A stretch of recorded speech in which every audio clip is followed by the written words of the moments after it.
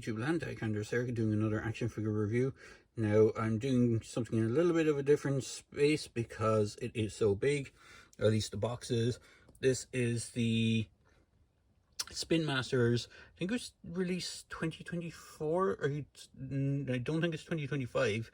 I could be wrong, but this is the ultimate transforming Batmobile from the Spinmasters line. Now I don't believe it falls under the Metal Force brand. I'm sorry, there's a shine off my lights there. I'm just going to see if we can get that not as bright on the box so you can see the stuff on it. So it shows an image of the Batmobile transformed. You have Joker and Robin. It's a 2-in-1 transformation. There's lights and sounds, and then there's another image of the Batmobile in its glory. So it is a kind of a flip up box type thing. So when you flip up the lid of the box, it showcases what you can do, but it's all done with artwork as opposed to the actual toy inside. And then you have the stuff down here in the corner, showcases the transformation of it. Flipping around the side of the box, you have the contents. Again, on the top of the box, you have the instructions, and flipping around the back of the box, again showcases the contents, the vehicle, what it does, and figures inside. And then on the opposite side of the box, it showcases the backlighter, the projectile launching missile, and the light up function. So without further ado, we'll move the box out of the way, and we will get into this once I get everything set up. So starting off, we'll get through the Batman figure that's included first, because it is the easiest thing to go through first. So bring in tape measure for Mr. Batman.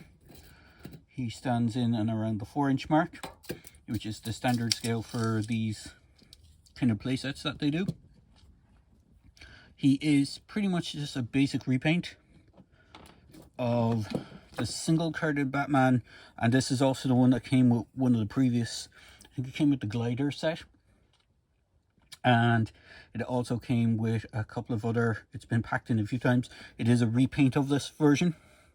The silver is done in a more gunmetal grey, or I say it should be, it's cast in a more gunmetal grey. You're missing the black paint apps. It's interesting to see that he doesn't have the lower elbow paint apps. They remove that, but it is the same sculpt. Even the head is the exact same head, I believe. I don't think there's any difference. It's just because it's cast in that different plastic. The belts are different. You have brown for the belt on this, you have grey for this one. You have grey straps on the leg and where the grapple launcher is.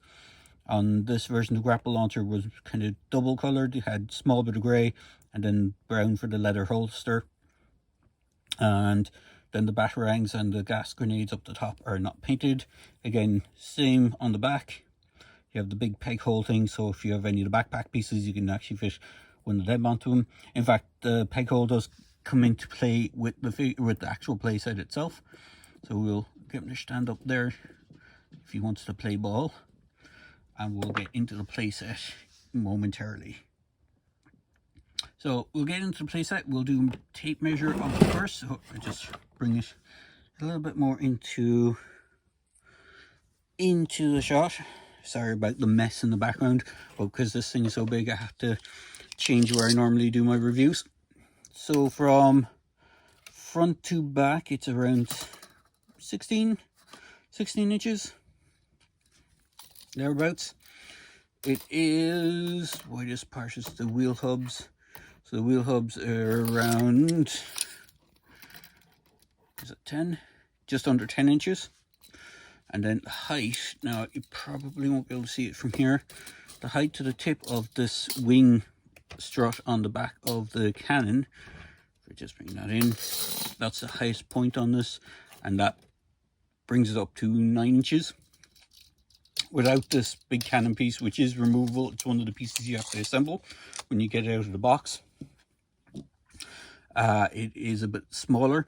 Now, just to point out, all these markings are all sticker applications that you have to put onto it. You get a big sticker sheet and you have to assemble this thing as it is. So we'll get Batman into it. We'll use the one that came specifically with this version, but you can fit other Batman figures in this. We'll do a little showcase of that later on, but for now we'll get the one that came with the set into it. We'll close it all down, rotate this back. Now if you're wondering why there's no missile in this, you open up the side flap. The missiles are stored quite nicely here. It is a friction launch, it's not an actual spring launch per se. So if you have this, this is where you launch it, but it is a friction kind of launch. You can see on the side of the missiles there is these big wide tabs. They just click in once you plop it into the launcher, and then you just force that forward. It causes it to launch, and that is what launches this thing. So we'll turn her on. I have batteries inside. You hear it powering up. If you roll her forward, it makes rolling sounds. There is a button just under the back here for lasers. That's the transformation mode. We'll do that later, but we'll get into stuff on this first. So there's a button underneath which doubles as the bat signal, and then on the front you can see the 2 lights for the light up, and then it's not very visible, but this cockpit area lights up if it's dark enough. So you have that, and then you have the rolls around again. So we'll take Batman out and we'll transform it into its transformation mode. So if you're doing this, you need to rotate around. There is a button just under here under the wing. You press that, it should release everything and it should show stuff up. Batcave online. So you can see I already have some of the stuff in place on this, but we'll have to get into it a little bit better. So bear with me a moment while I just move things around and we'll have another look. So here is the playset in all its glory when it's set up. So we'll just do a quick load out. So you have the chair, which is positionable in different spots. So you have like this peg hole down here. You have the back glider, which stores here on it. There's Batman again in this, so it goes all the way up. You have that bat symbol, what I was saying. Then the wing that's on the top rotates all the way around and becomes a launcher for the Batcave. The cannons on the side get removed and these areas fold down on either side. And these are rotatable, but these are collapsed up like this. This piece goes in here without the cannon in it. You have the jail cell that has, if we just move Batman, you have the jail cell that can be closed up for capturing people. Down there is where the batteries go in, and it takes 3 AAA batteries, and there's the on-off button. It should still be on if I power it up. Batcave online. So it does have a timer on it, so if you don't press any of the buttons over time, it will power down. Hopefully I might catch that on the camera. But there's the symbol for the bat symbol. When it's in vehicle mode, that's the button you press underneath for firing. It does the fire of the cannon. So there we go. You hear it powers down.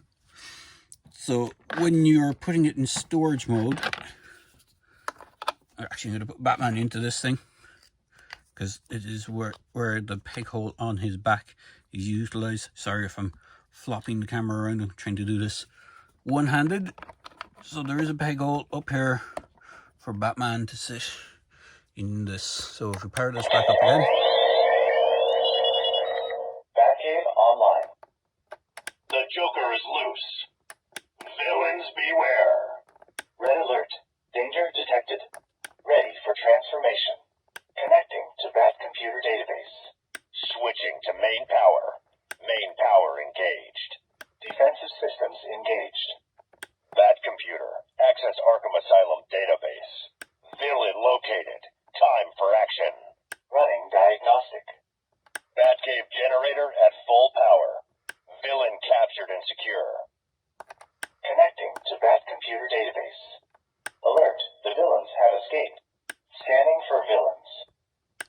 think. Computer, scan for data. I think that's gone through all the voices that it does. So it does quite a lot.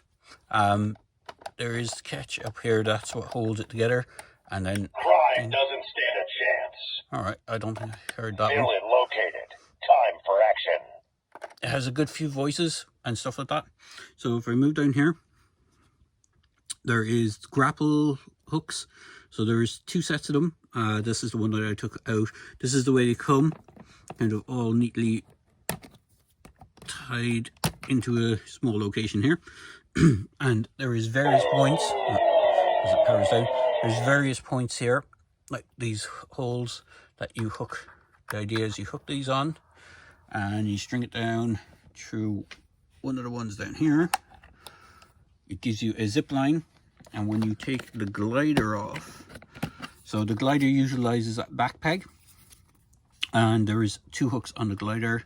So if you have a figure on it, the whole idea is that zip lines down with the glider.